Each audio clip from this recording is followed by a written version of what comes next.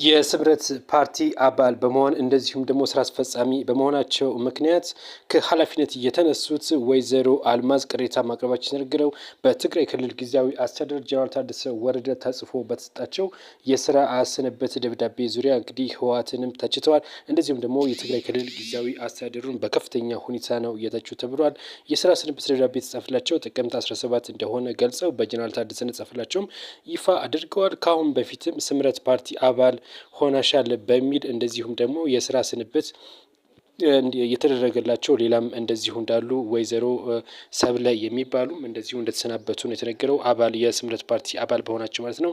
ጊዜያዊ አስተዳደሩ አቃፊና እንደዚሁም ደግሞ ሁሉን አካታች ነኝ ቢልም ነገር ግን የስምረት ፓርቲ አባል በመሆናችን ምክንያት ብቻ ከስራ እያሰናበተን ይገኛል ሲሉ ቅሬታ አቅርበዋል። እኔ የእኔ አስተሳሰብ እና አመለካከት ይራመድ የሚል አቋም ረጅም ርቀት እንደማያስኬድም ይፋ አድርገዋል። ህወሓትን በከፍተኛ ሁኔታ ተችተዋል። እነዚህ ሁለት ግለሰቦች የስምረት ፓርቲ አባል በመሆናቸው ምክንያት ከስራ ስለተሰናበቱ ማለት ነው።